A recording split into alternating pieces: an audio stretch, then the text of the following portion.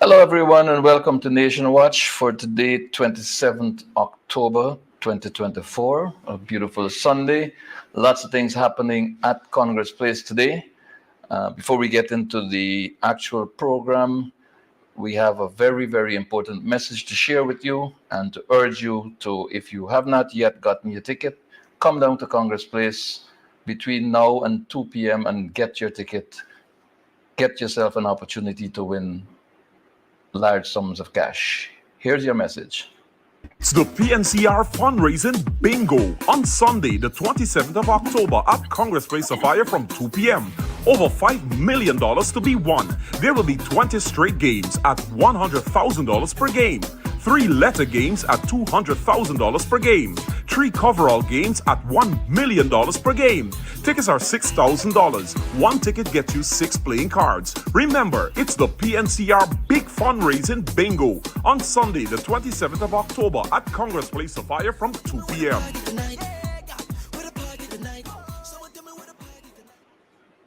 So hurry down to Congress Place, get your ticket, win your money. Don't wait for the cash grant. It's not a certainty. But what is certain, ladies and gentlemen, from wherever you're joining us, you're most certainly welcome to Nation Watch today. And what is also very certain is that there's a blackout at Congress Place Sophia. The bingo, the activity in this program, have all been announced a long time ago.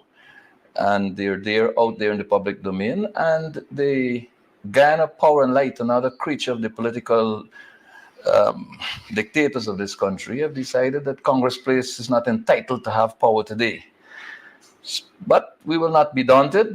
We have electricity, and you're welcome to come down, and you're welcome to Nation Watch, as I welcome my guest, Elson Lowe, economist and advisor to the leader of the opposition. Elson, welcome to Nation Watch. Always good to be here. Good to have a chat. Well, it's been a while since you've been here, actually. A lot is happening in Guyana, Elson. I remember in the 1980s, we had terms like redeployment, and we had terms like, I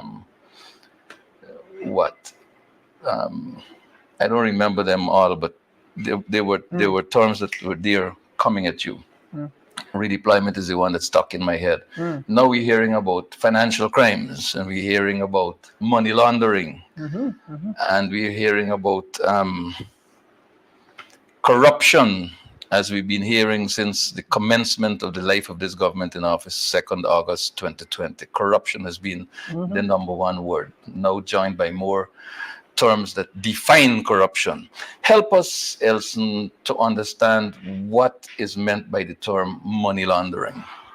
Yeah, absolutely, Murph. It's a hot button issue, a hot button term right now.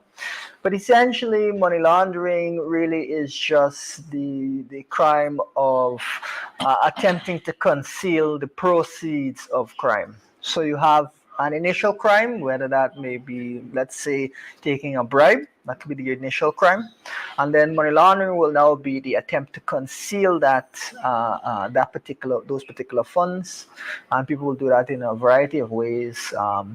The example that really led to the term money laundering is where various gangsters would use laundromats and try to take illicit gains, money that they got from crimes, put it into the laundromat, and then mix it in with the coins and the other monies that you get in the laundromat to be able to show that this is legitimate money. So they're trying to conceal their crime and conceal those funds, and therefore afterward use the funds freely, because now they can say there's a legitimate money. And of course, in that particular instance, the reason they were caught is that the amount of money the laundromat was making did not match the amount of people that were going to the laundromat. So, all right, so it's basically a case where ill-gotten money is mixed with legitimate money, or dominates legitimate money, and so that's a burden on the economy in many cases, isn't it? Well, first of all, it can mean that there's evasion of taxes. But second of all, it means that various crimes which we might be trying to remove from society, bribery being one, of course, that we have a problem with in Guyana, you're not able to stop those because the money continues to flow. if you can clamp down on people's ability to hide those gains, they have an incentive not to be involved in that kind of activity because they'll likely get caught. Tell us a little bit more, Elson, about the various categories of financial crime. Sure. Well, there are different varieties of financial crime. There's simple ones like fraud. There are also things like wire fraud, where you receive money, you receive money via a wire, which is based off of something which is false, and so on. We've seen in Guyana a couple of Ponzi schemes. Ponzi schemes being where people are told money is being invested, but it's not being invested. It's just new people come in and the money is redistributed to existing people, and they keep seeking new people in so that they can keep paying off the previously existing customers, and the person, of course, who's running it is skimming off from the top. So that's another version of it. Then, of course, you've got financial crimes like receiving bribes and other gifts that are not allowed under the law, and attempting to hide those types of bribes or gifts, which is, of course, problematic. And then, of course, you've got your good old-fashioned monies that are coming from drug smuggling and those types of activities, which will fall under the money laundering architecture as well. So there's a wide variety of financial crimes. What you don't see as much in Guyana is the financial crimes that are associated with the stock market and so on. You might see that more abroad, like insider trading and so on. But typically in Guyana, you'll see some of the drug-related, corruption-related crimes when you talk about financial crimes. But of course, those have a negative effect on the economy, because on the one hand, bribery, of course, means that you're getting poor quality works or services, or people are escaping, are using bribes to escape culpability in the law. And on the other end, having a significant, the presence of a significant drug smuggling network in your country can lead to random murders, or at least seemingly to us random murders, which we've started to see again under the PUP, where people are just killed in roadside murders, which is, of course, a troubling thing that we didn't see really under the APNU for many years. And that tends to be linked to other things like sex trafficking and extortion and kidnapping and so on. So generally, you want to avoid those things, I would think, in your society. But money laundering is what allows those things to thrive, because it allows those involved in it to hide their gains from law enforcement and to keep things ticking along. Tell me, Elson, I'm going to put a scenario to you here. Sure. Tell me what you make of it. A public official earns $300,000 a month, but has in his bank account in excess of $60 million, allegedly untouched salaries. What do you make of that? Well, you'd have to look at a couple of things. The first being, what's the person's monthly expenses. But the second being, how long have they been working? And for you to accumulate $60 million. Untouched. Yeah. Never touched his salary. Yeah, even if your salary was never touched, but for it to accumulate to that number would be, I'll be working for a long time without touching your salary.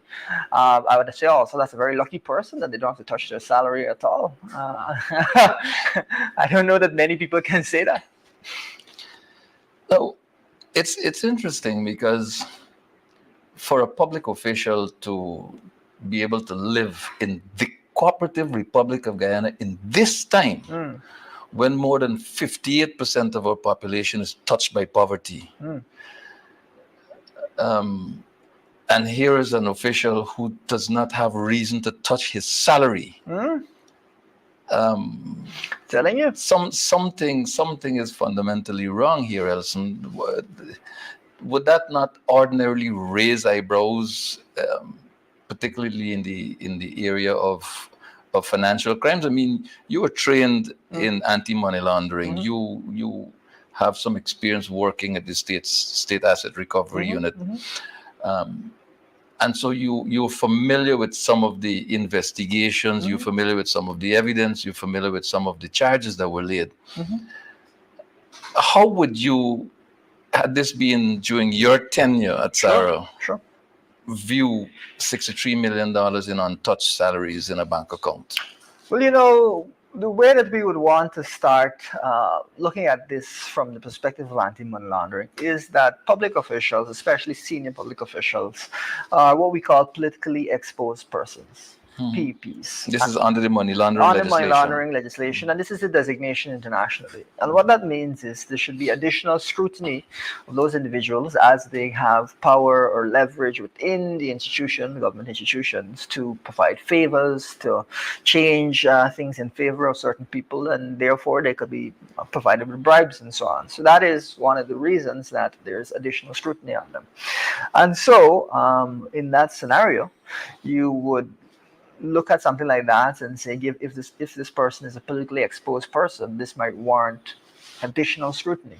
What is concerning in Guyana is there seems not to be or not to have been additional scrutiny that you wouldn't really expect in some of the things that we're hearing about. Now, of course, innocent until proven guilty, but at minimum, politically exposed persons should be subject to additional scrutiny. And it shouldn't just be, this is a key point, it shouldn't just be after large sums have accumulated, but throughout the entire process, they should have been subject to scrutiny. And so there's a real question, I think, now, whether any of that scrutiny is actually taking place. Like the Integrity Commission, for example, and the principal employers. Sure. Now, in terms of financial crimes, in terms of money laundering, how would you view a public official who is full-time employed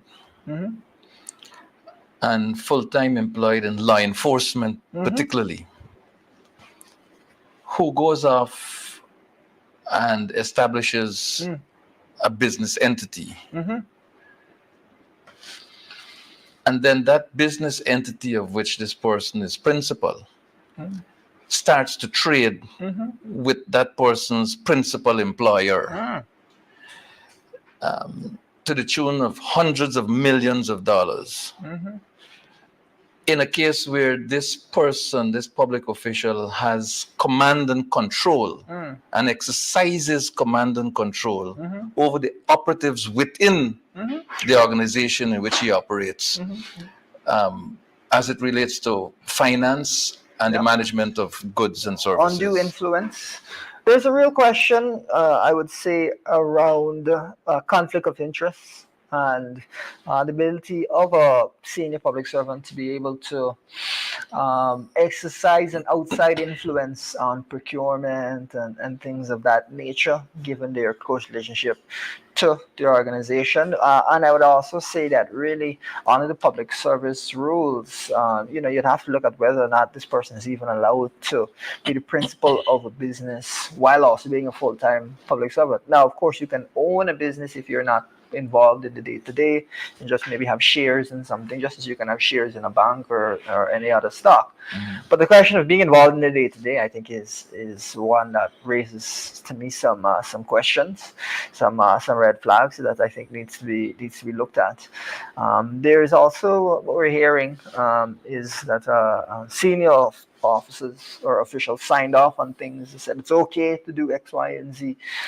But there's a question as to whether or not that's even within their purview to do, given that you do have public servants rules, given that you do have rules regarding things like gifts, procedures regarding things like gifts, and on the other end, the banking system across various banks and various organizations is supposed to have in place additional due diligence on these things to raise these matters to the attention of the authorities.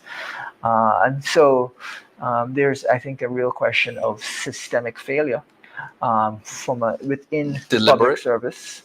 Well, that is a good question to ask.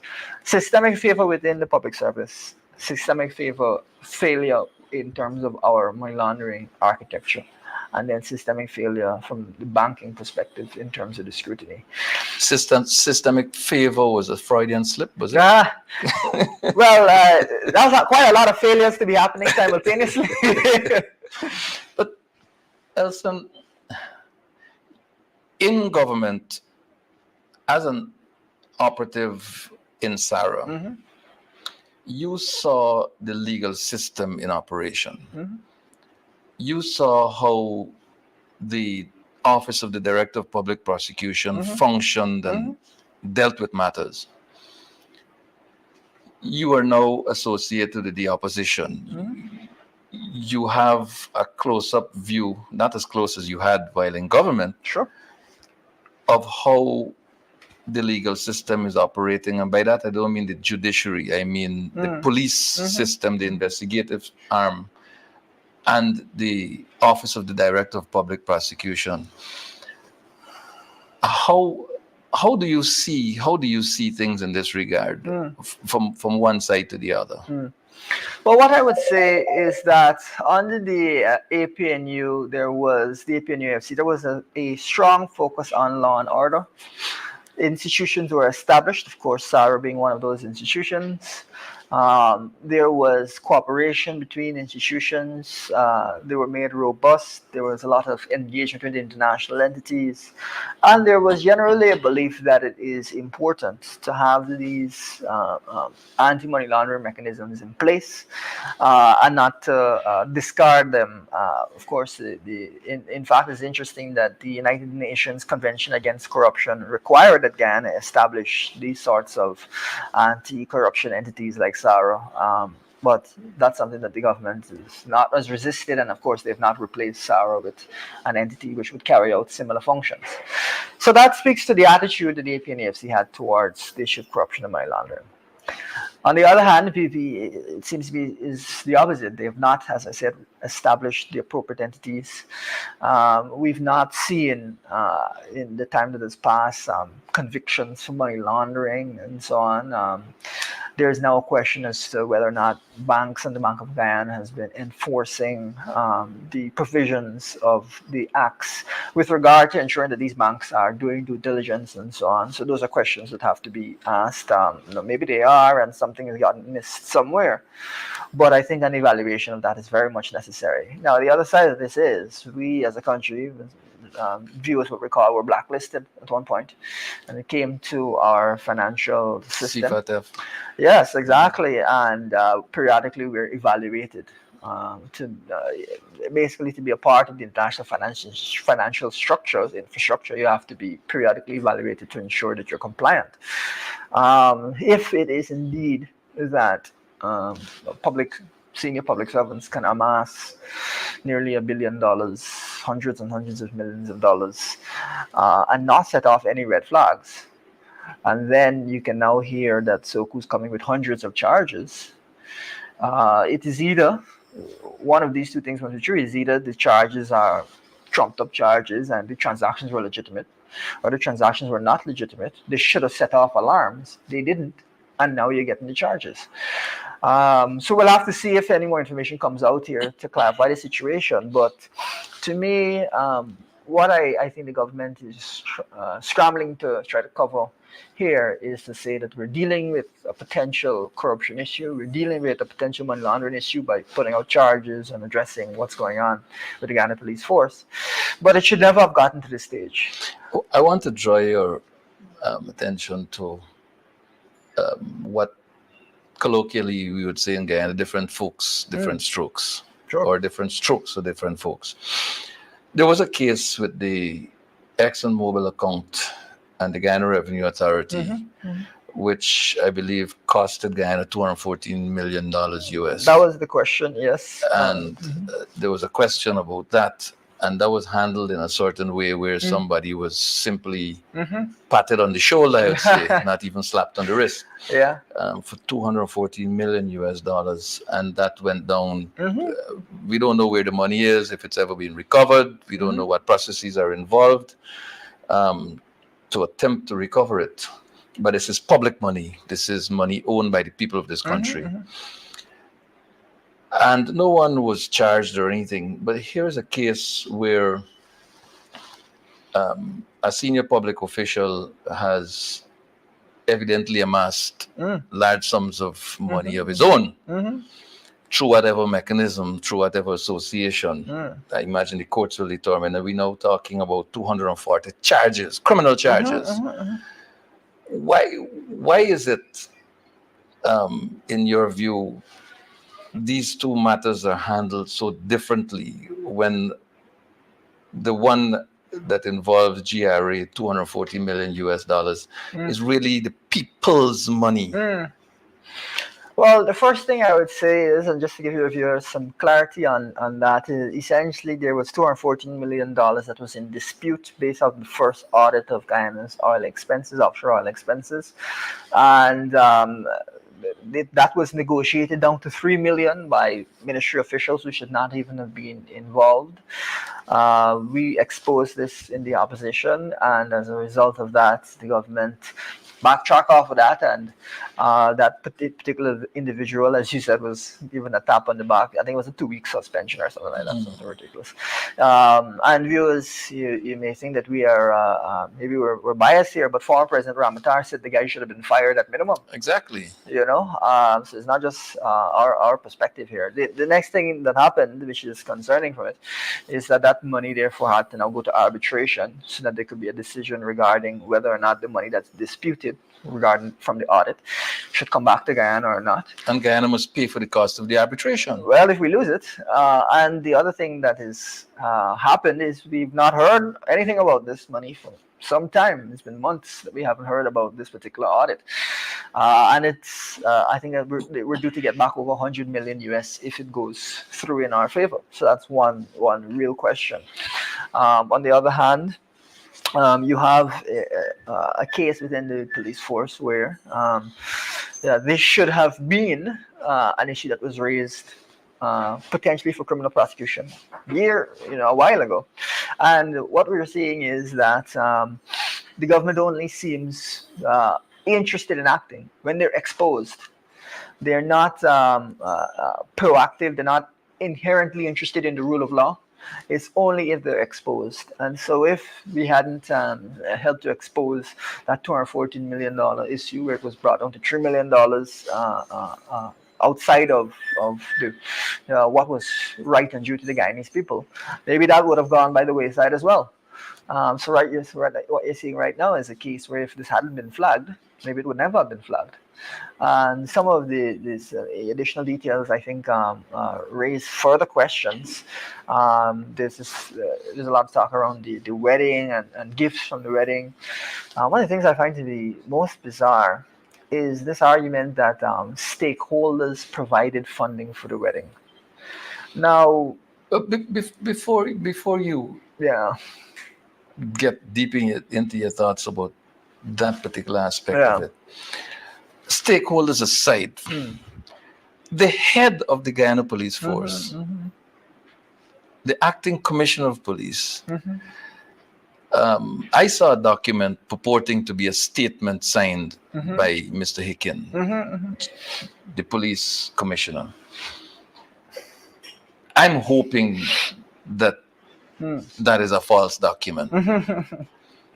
That document purporting to be a statement from the commissioner detailed the commissioner's involvement in soliciting funds for the wedding. And the document says that the commissioner collected in excess of $8 million from a single individual. Now, this is the Guyana Police Force. The Guyana Police Force must issue license for the operation of the business from which that money came. The Guyana Police Force must superintend the functions of that business from which the money came. The Guyana Police Force must ensure that this business entity complies with the laws of Guyana. Now, here is the head of the Guyana Police Force in a document. Well, the document purports to be a statement from him, saying that, look, I went to this man, and I talked to him, and this man brought this sum of money, and I handed over this money to the Sure, senior officer sure. to cover his wedding expenses, or I paid the hotel or whatever it Yeah, is, and whatever was left back, whatever came back as a refund, sure. I gave it to this senior police officer, because for all intents and purposes, the money is his. Yeah. I mean, how does that work in real life? In not in dreamland, but in real life, where a police force is responsible Yeah. for the maintenance of law and order. Well, as I said, politically exposed persons are persons who can wield a certain level of influence over various elements of public life. The police force, of course, has wider responsibilities. Now, first of all, you could say, let's suppose that it was a friend that gives some money towards the wedding, which is not uncommon. Even those types of gifts have to be reported. There's a mechanism within the public service rules, and I think a police mechanism that says that has to be reported and so on, especially if the gift is over, I think, $10,000 or something to that effect. That's one thing.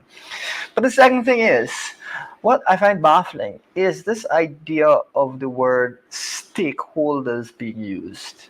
And this, I think, is something that needs to be looked at in terms of further investigation. Of course, innocent until proven guilty. But a stakeholder, I don't see how they have any grounds to provide a senior public official monies on a personal basis. Now, you can make a donation to the state of, I don't know, a vehicle or something, which the state can accept or not accept. But to a private individual who is in a senior level in the public service as a stakeholder, not as a friend, that to me is, on the face of it, highly problematic, and it's something that I think needs to be investigated to identify what is going on there and to identify whether or not crimes have been committed. Now, I don't know that crimes have been committed, but I think it is something to be looked at, because that to me, I've never heard someone phrase it in that way, especially when it comes to a personal capacity. And I don't think that anyone will be making the claim that it was a state wedding. That was a personal wedding. So I don't see how funding could be cloaked under a donation to the state. But we live in an interesting country. We live in an interesting country. Yeah. No, I want to go back a little bit to the conflict of interest Yeah. point that you posed. You mentioned that in your view, if one is a shareholder in a business and not involved in the day-to-day operations and so on, there could be, if it's in a blind trust or something. yeah. But in the particular case at hand that we delving into just a little bit,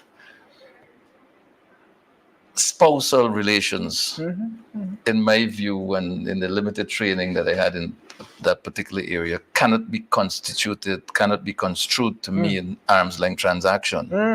So if one is operating through one's spouse, there is no hands off, no arm's length there. So the conflict of interest seems to me to be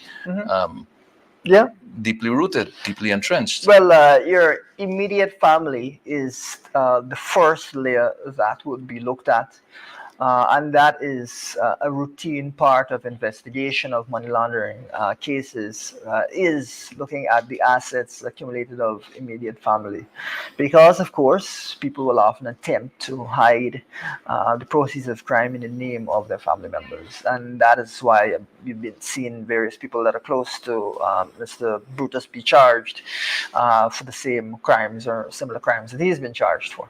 Now, of course, we want to see this play out in court, but this is what this demonstrates is that under the law and given international practice, just because your wife owns a business doesn't mean that you're not able to exert influence and not viewed really as a common entity or as involved in the function of that business. And there are several instances the world over of family members being a way that people try to hide monies, and it's very unfortunate that is even a question. But it has to be dealt with in this context, and we have to see justice served one way or another. We will take a very, very short break to bring you a message regarding what's happening here at Congress Place today, what is soon to happen in a matter of minutes. So we take that short break and then we come back to Elson Lowe, economist and advisor to the leader of the opposition. It's the PNCR fundraising bingo on Sunday, the 27th of October at Congress Place of Fire from 2 p.m. Over $5 million to be won. There will be 20 straight games at $100,000 per game. 3 letter games at $200,000 per game. 3 coverall games at $1 million per game. Tickets are $6,000. 1 ticket gets you 6 playing cards. Remember, it's the PNCR Big Fundraising Bingo on Sunday, the 27th of October at Congress Place of Fire from 2 p.m. Right, so that's today, ladies and gentlemen. As soon as you finished with viewing Nation Watch, just head down here to Congress Place. You'll have an hour between end of program and commencement of the game. Elson,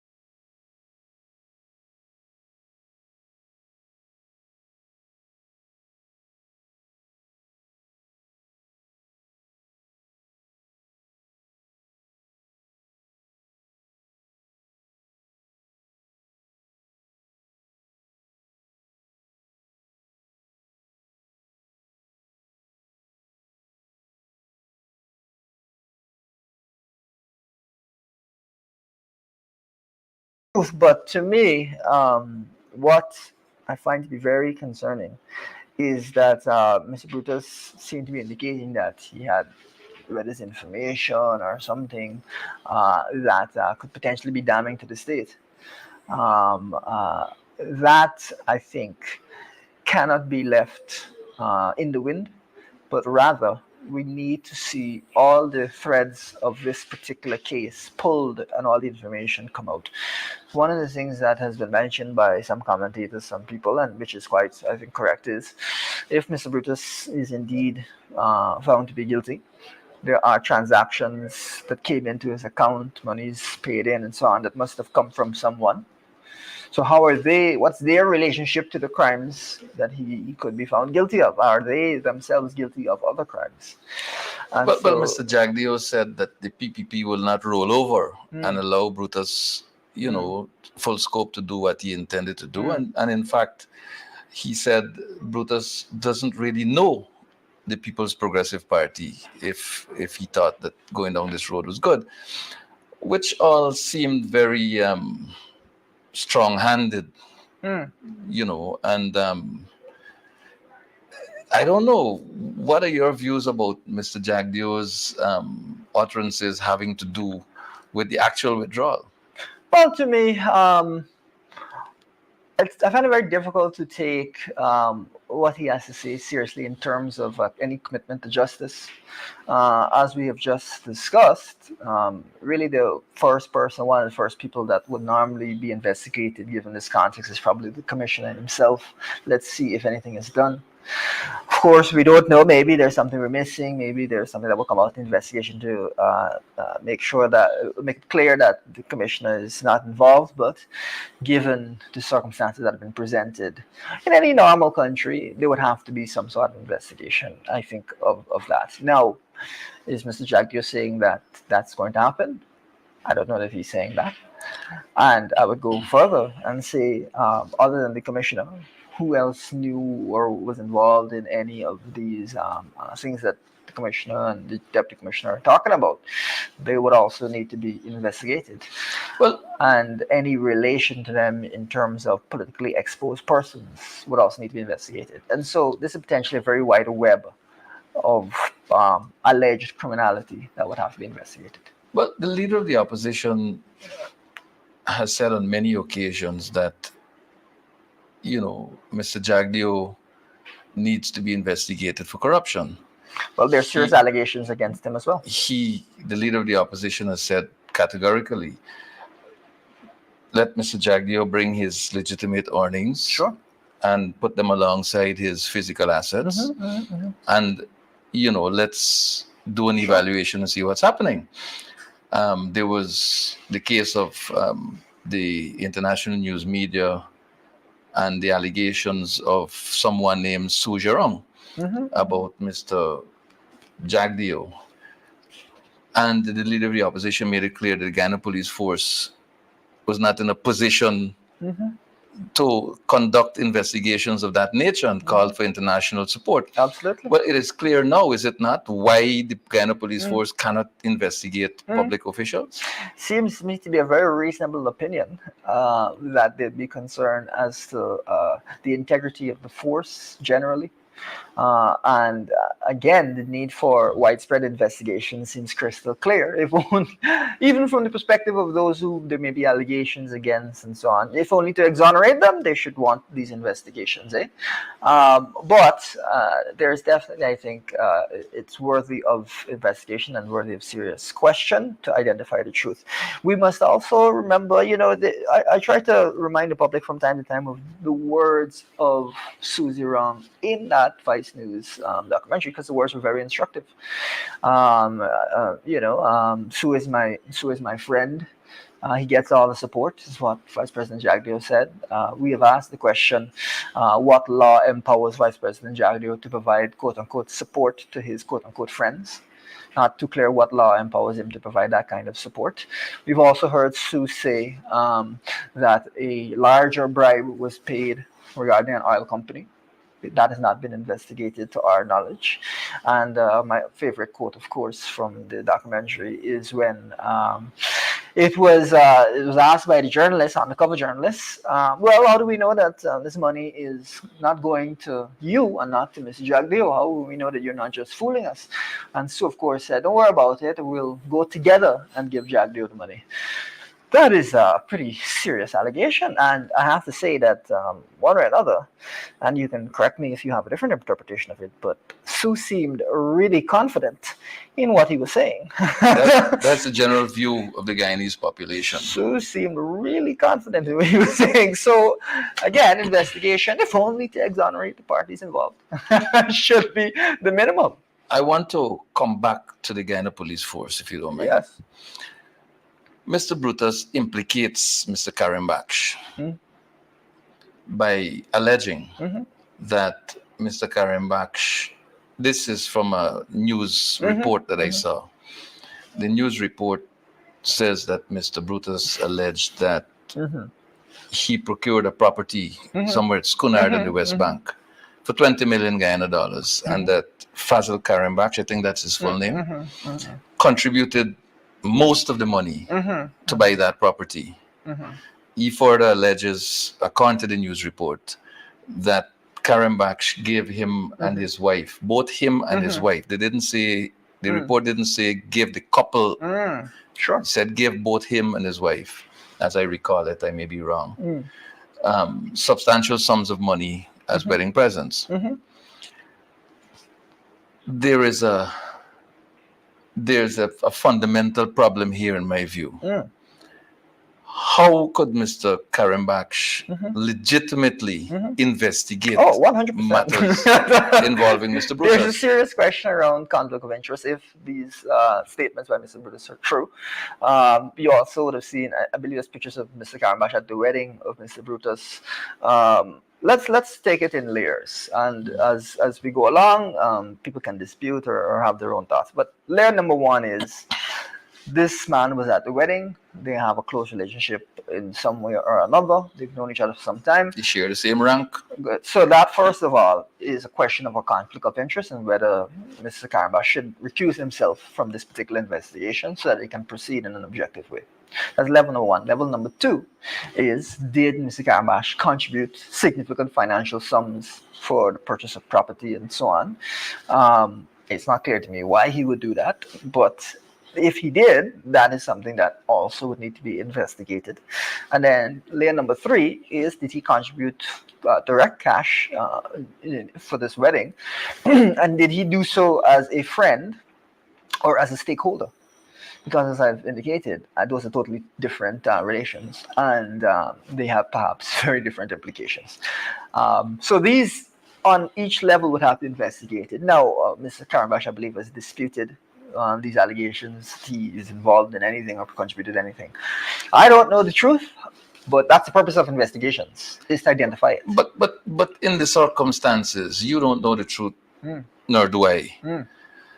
In the circumstances, shouldn't Mr. Karambach recuse himself from the role of investigator? As I had mentioned, there's layers to this, and layer number one, which is just by virtue of the closeness of the relationship, is a question of whether he should recuse himself, even before you get to the other allegations. Layers. Yeah, exactly. And on the question of whether or not he contributed substantial financial gifts to the wedding, it is clear what substantial means in this particular instance.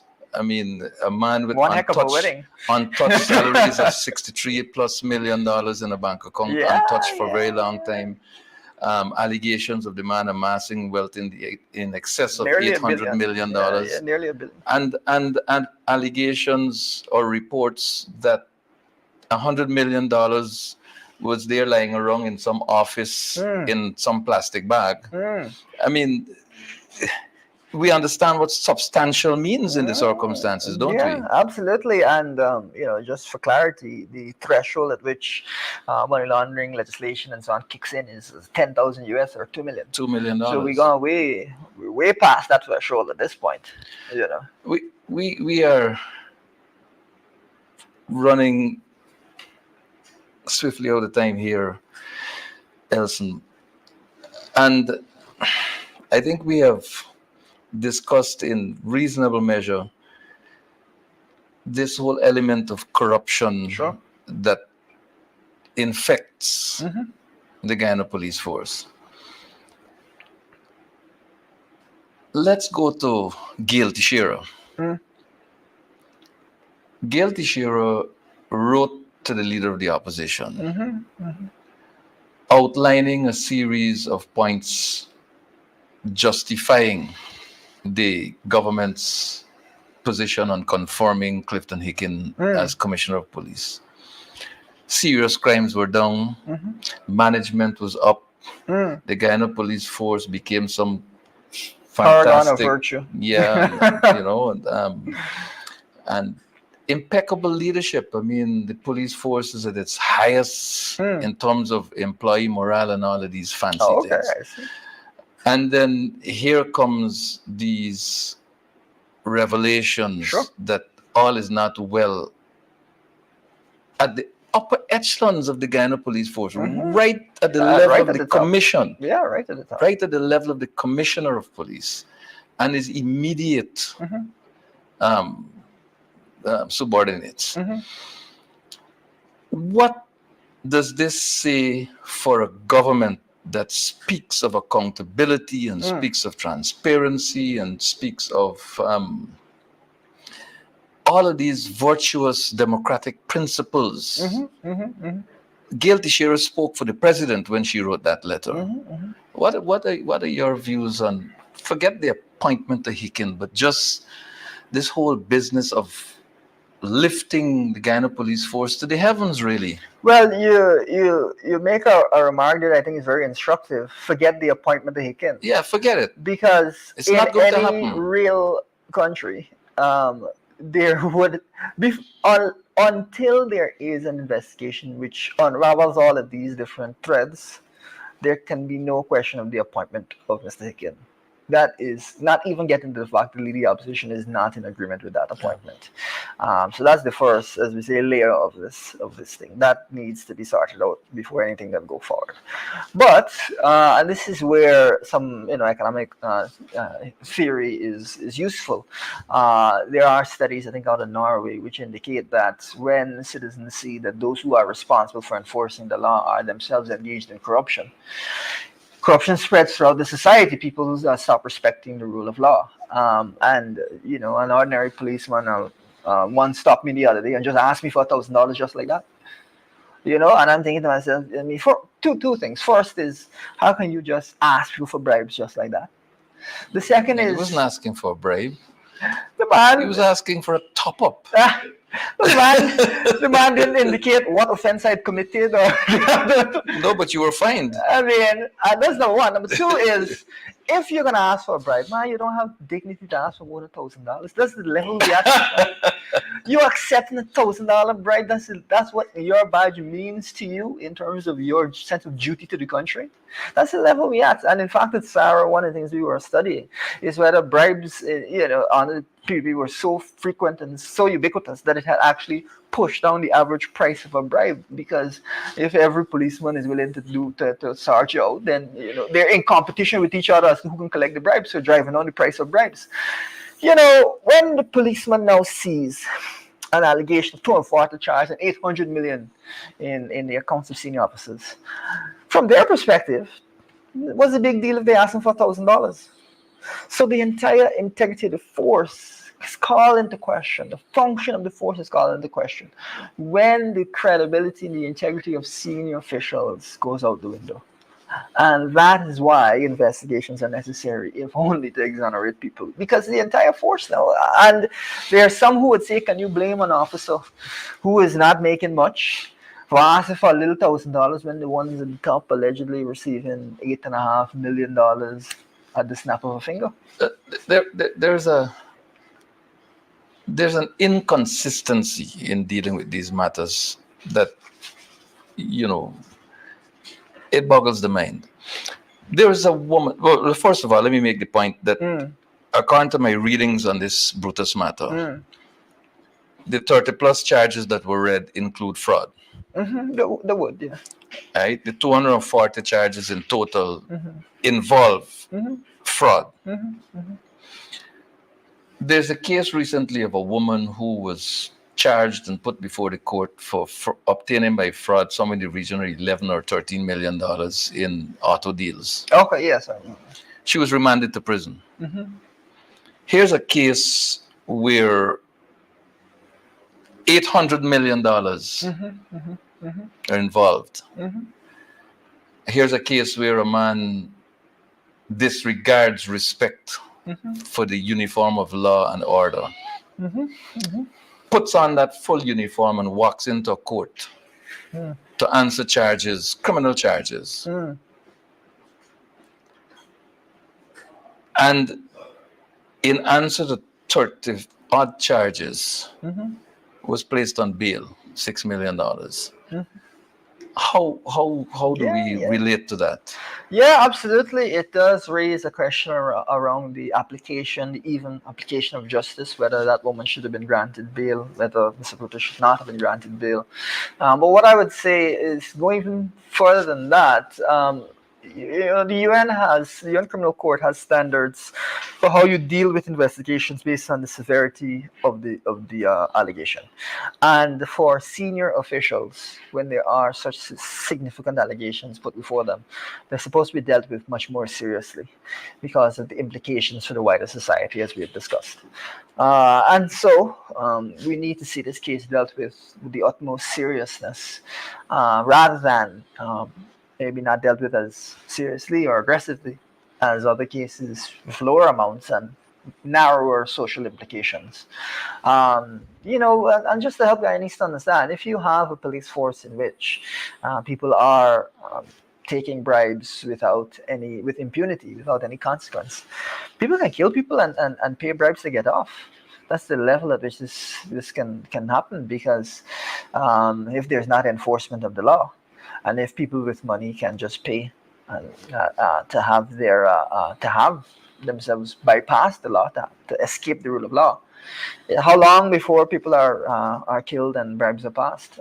That to me is a real risk if the integrity of the police force is not upheld, and that is why we need to see it. But there seem to be more theatrics surrounding this Guyana police force situation than there is serious legal attention.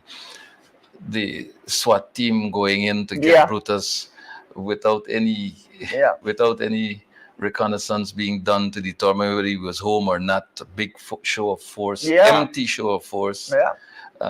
Really bringing SWAT into disrepute. Bringing needed SWAT. bringing law enforcement into disrepute for theatrics.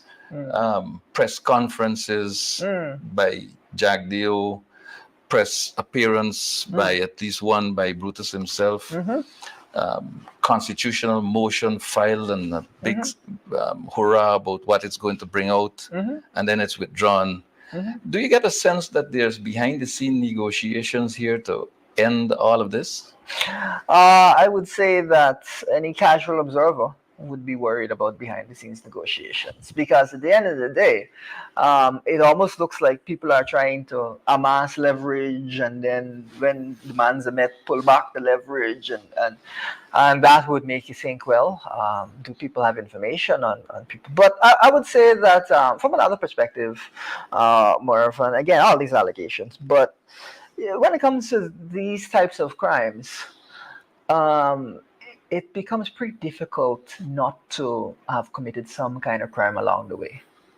So there really needs to be investigations, especially of senior figures, to identify if crimes were committed, because the financial web, I think, is likely to have ensnared people if Brutus indeed committed crimes. I just saw an interesting comment, a very interesting comment.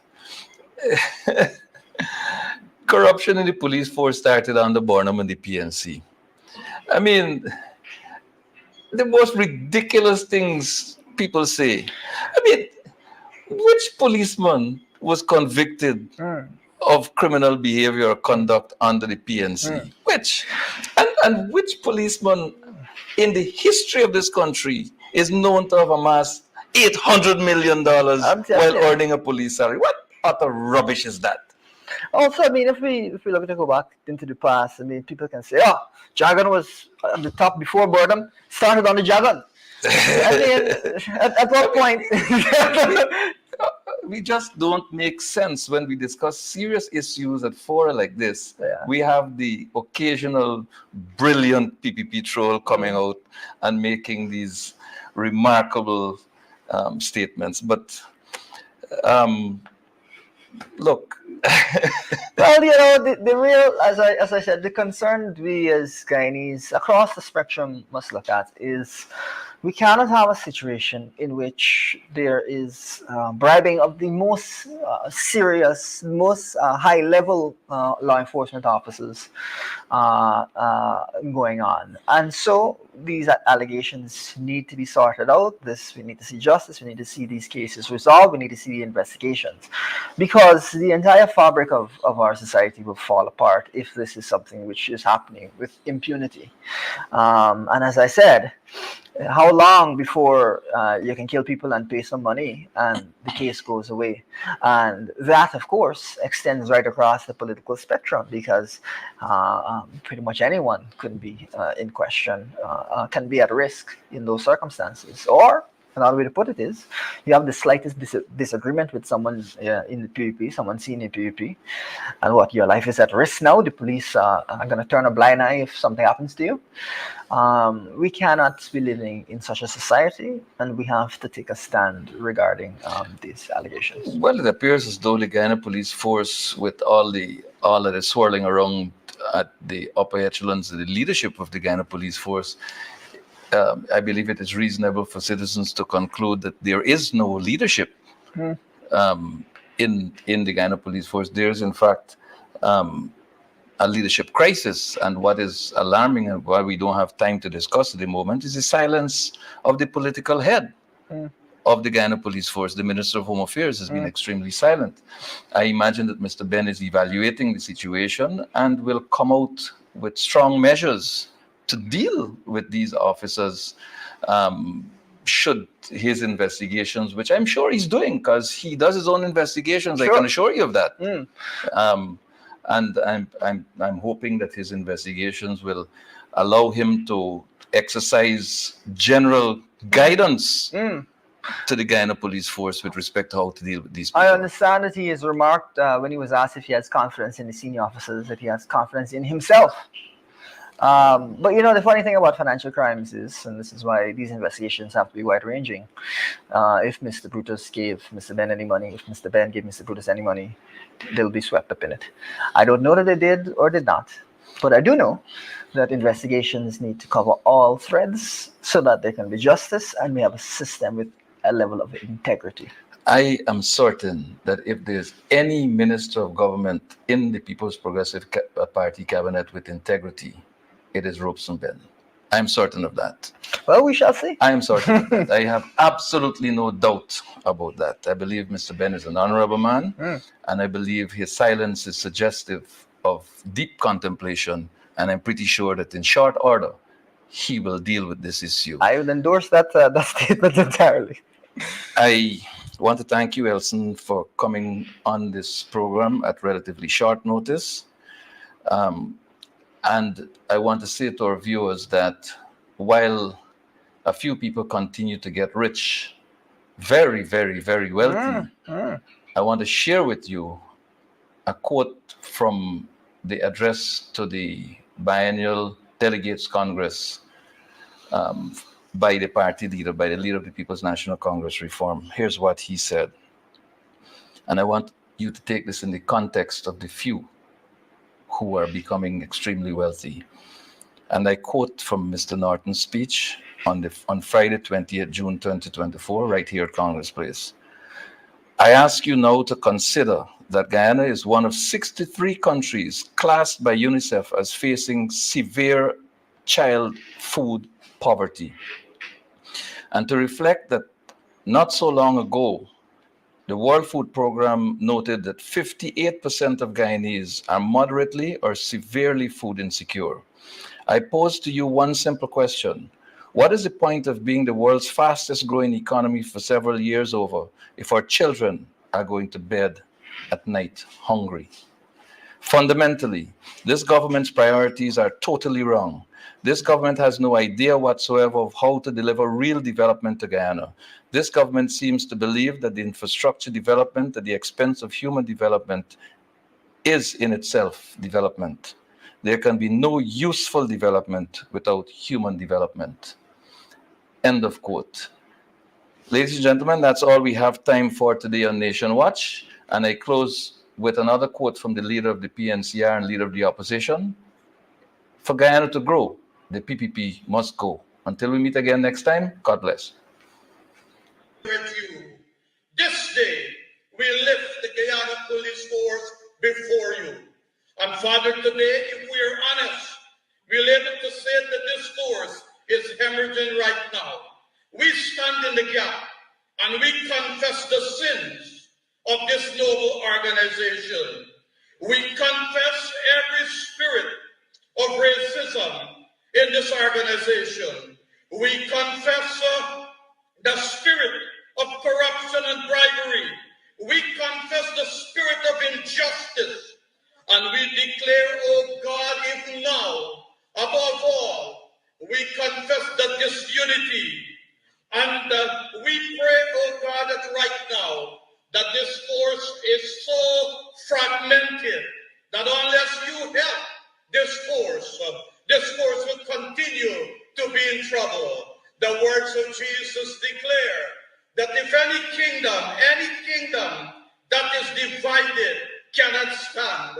Jesus said any house that is divided will fall. Any institution, the Guyana Police Force is no exception. And if there's not unity and togetherness in this force, they will continue to face major issues. We pray for this force, even now, oh God, that this force today will understand that when they come together, like Joshua, as he was leading the children of Israel around the walls of Jericho, your word said, it was when they were together and in one